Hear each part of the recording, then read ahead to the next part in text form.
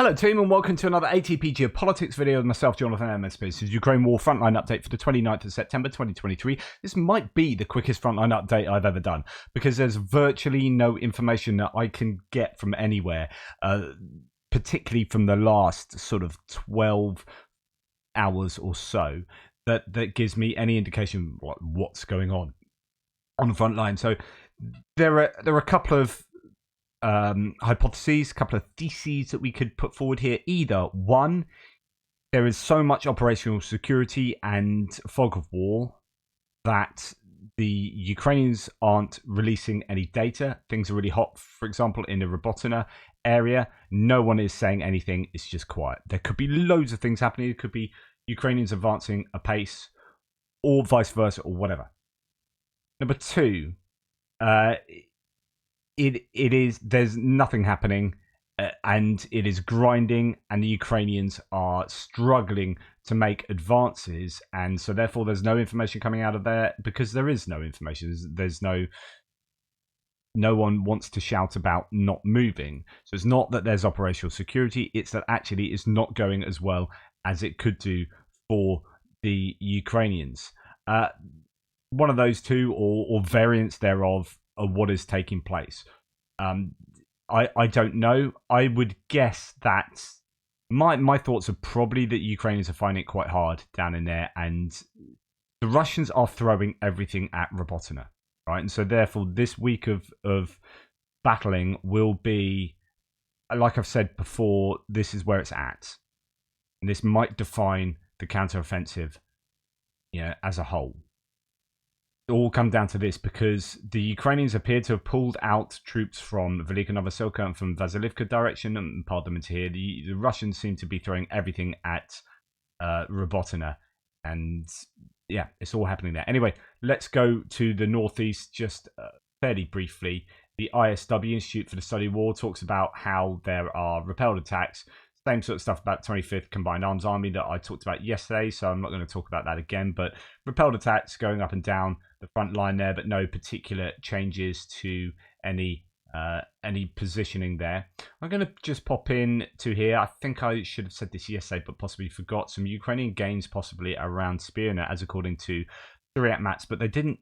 This is one of the Syriac maps changes that I don't think they talked about, so they didn't put a separate tweet out. They normally put separate tweets out, but occasionally you have to look at where their maps change, and this one was a change without being announced. So I don't know what that signifies, but nonetheless could be some gains there, although I had to say the movement of the lines are pretty much in line with what Andrew Perpetua has anyway, so it might be just new information that has come out as opposed to big changes in the defensive lines. If you want to know what my lines mean, please pause the video and check out the legend there. Always want to do a joke at that point. I can't do the same joke every time. Right, the Russian Ministry of Defense has claimed that Russian forces repelled a Ukrainian attack near Klishchivka. Okay, so let's now go down to Bakhmut and see what's going on here. Doesn't seem to be any changes as according to the mapping, but there are conversations about Orikova Vasilivka like we had yesterday, and there's stuff going on around Klishchivka and along the railway line coming down south here. So the ISW says a Russian mill blogger claimed that Ukrainian forces attacked the railway line east of Avdiivka, and that some previously Russian-held positions near Avdiivka are now contested. Russian mill bloggers claimed on September the 27th and 8th that fighting continues near the railway line along the Klishchivka to Dnipro line. So it's nothing that we don't already know. That the Ukrainians could be taking positions from the grey zone in this area along the railway line near Avdiivka. Then if we go back to the ISW, let's get rid of that, sorry. Russian mail blogger claimed 27th that Russian forces cleared Ukrainian forces from Orikova Vasilivka. So this is something that I did report. Syriac Maps said this, that's represented by the red line on my map, that they took this whole area there, a quite large amount of area, that that we haven't seen from many other sort of sources, but it could be that the Russians have made some gains in that area. At least that's what's claimed, although the ISW then says they've not observed any evidence of this recurring Russian claim. So it's a recurring claim, no evidence, take it with a pinch of salt. Now I found this fairly interesting. The Ukrainian electronic warfare EW systems are likely significantly disrupting Russian drone operations near Bakhmut. Ukrainian Eastern Group of Forces spokesperson Yevlash stated on September the 28th yesterday that Ukrainian EW systems disrupted 258 Russian drone missions over the past day. And I presume that's just in the Bakhmut kind of area. Or at least in the eastern area. A Russian mobile blogger claimed on September the 19th, so this is going back 10 days, that Ukrainian electronic warfare systems are stronger than Russian electronic warfare systems in the Bakhmut area.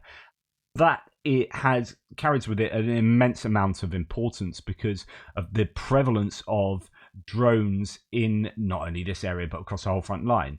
So if you can get some competitive advantage over the opposition in terms of disabling their drones, then that gives you a drone warfare advantage, and you can translate that into attrition, territorial gains, and so on and so forth. So it's really important, and that the Ukrainians apparently have a significant advantage in the Bakhmut area with drone activity will be huge.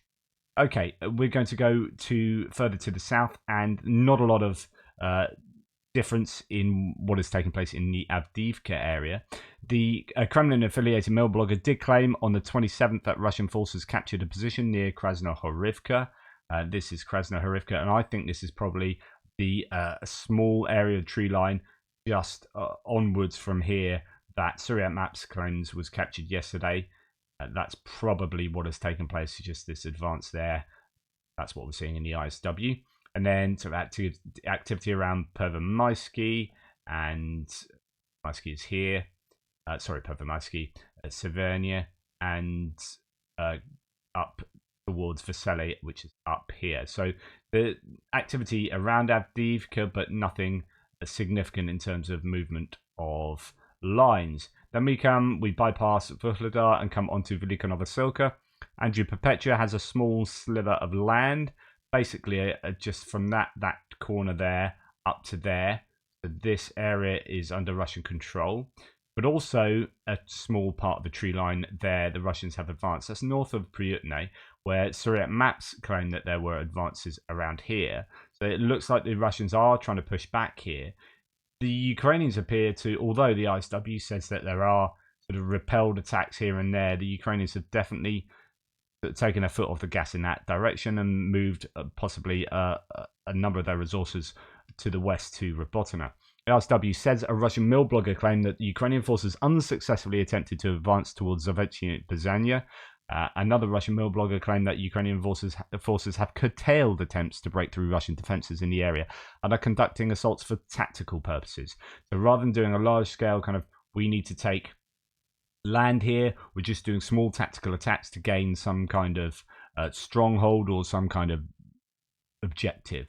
Zavitna Bazhania is here, so Ukraine is still possibly trying to do light attacks, I would assume, down in a southerly direction there. Okay, now we're going to move on to the Robotina area, where, as you can see, there's not a lot of change, apart from there was this section here that Andrew Perpetua had, not under Ukrainian control, grey zone, that the Russians were pushed back. But when that happened, in his live streams, he was saying, I'm not really sure about this area. I need to check out shelling. So actually, I don't think it was ever fully that the Russians were back. I'm not just trying to make it sound as positive as possible, but it was his mapping. He moved that and said, not too sure, and has subsequently moved it back. So if anything, it was probably an attack towards there, and then maybe a counterattack, and then you're back to where you started or whatever. So I don't think that's hugely significant, but it does show that the Russians are really putting up. I mean, the fact that none of these mappers have moved. Now, Syriac Maps would move if the Russian MOD said so. But the Russian MOD aren't really announcing any moves here, which is to say that the Russians aren't making gains, I would assume. This is my speculation. I'd assume the Russians aren't making gains because otherwise they'd shout about it, and Syriac Maps would tell you that. And the Ukrainians aren't making significant gains because Andrew Perpetua is an objective mapper and he would probably map that. Now, he says occasionally he makes a few OPSEC decisions himself, but I don't know that he would. I don't think I assume he's not going, towing the party line as far as what the Ukrainian MOD want. I don't, unless they have reached out to him and said, please don't map here or do anything. My point is that I would assume that there aren't probably great movements around here because we would hear about it. However, we're just not hearing about anything. Like, normally I have to sift through so many sources to work out what's going on here and there. Considering everything is happening in the Robotina area, like everyone's throwing everything at this area, there's just no one's talking about it.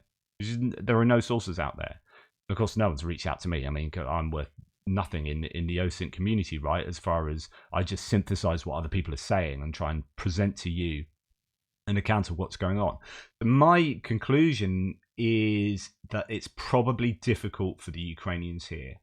And that's what you would absolutely expect, given the high level of importance the Russians have accorded this area, such that they have brought their very best troops and thrown all of them into the mix here. So we are seeing a few bits and pieces. So there's some footage came out of like 28 pieces of Ukrainian equipment lost over a month and a half, although the Russians were trying to tell you otherwise. This has come out today, and the claim is that is a Challenger 2 tank. I don't know enough, and I can't see enough about that to claim that is that. But you can see that there are lots, or maybe that's a Challenger 2. I don't know. A Challenger 2 tank is somewhere around here, so it could be a second Challenger 2 lost in the Vremivka area. There is that. We have this from Null Reports is basically one of the only claims I've seen about what's going on. No confirmed map changes. The Ukrainians did try to improve their positions on the flanks of Robotina and Novoprokopivka without success. The Ukrainians still hold a foothold in northern Novoprokopivka, where we've just seen, and on the western outskirts of Vremivka. Okay, so this is to say that yes, they still have a foothold there and there. But the language of no reports there, they still have a foothold, is under the understanding that they're not there, that they've been pushed out of there. No, they've still got a foothold. Rather than Ukraine are pushing forward, Ukraine are fighting in the center or doing this. No, they've still got a foothold. I would suggest that kind of language hints at it being tough for the Ukrainians. But that's my tuppence. Just trying to read between the lines that really aren't there. There aren't many lines at all. I mean, that's the end of my report. I have very little else to share with you. I mean, yes, we can go and look at what the ISW say about the Robotina area, but you're not going to glean too much else from what I've said. Mechanized assaults in all of these areas. No confirmed changes from either side. There you go. Then there's a little bit on Dnipro River that there's Ukrainian activity. The Russian mill bloggers continue to express concern about Ukrainian activity in the river delta and the possibility of a crossing to the left bank of the river. A prominent Russian mill blogger claimed yesterday a small Ukrainian groups landed in marsh areas north of Oleshki. Several Russian mill bloggers expressed concern that Ukrainians are accumulating forces to conduct a landing from islands in the Dnipro River delta. So again, we've heard this for the last month or so. This is not different. There's no different rhetoric going on. There have been signs of quite a lot of boat losses for both sides along the whole river. Today, Andrew Perpetua's potting up of lost Ukrainian equipment was basically, it looked fairly substantial, or sort of substantial. Still in favor of Russian losses to Ukrainian losses, but a number of Ukrainian losses, but actually all but I think 2 of them were boat losses. But I think there's been a montage video of a whole bunch of Ukrainian boats being taken out, and that does indicate that both sides are taking their toll on boat losses on the other side. We are seeing that from both sides, so it's difficult for the attacking for these deep reconnaissance groups, or reconnaissance and force, or raiding groups. They are, I guess, quite out in the open. So the thing about the thing about this river, right, is that boats can only really travel in very determined areas. It's not like you're doing an attack somewhere in this area, right? And so therefore the troops can be in any place, in tree lines and dugouts all over here. When you're talking about, right, we know boats are active along this like 5 kilometer stretch of the river. Well, those boats can only go on the water, so they can only be in certain places. So drones should be able to fairly easily acquire targets around here, which means it's quite risky for groups to do their attack. So you would imagine it is quite high risk operations to move in with boats on the river. Anyway, thank you for watching. Please like, subscribe, and share. My last video got through the restriction process. My first one today didn't. It was like restricted straight away. I've stripped out all metadata, not that I particularly have any tags, all stuff like that. I've also shoved some very strongly worded like emails in exchange with YouTube. You guys have been emailing, so I don't know if I'm going to see if this one gets through, and if it does, we might have a little bit of a change. But if not, I have my other channel that I'll be using to help. Anyway, thank you so much for all your support. Really is truly appreciated.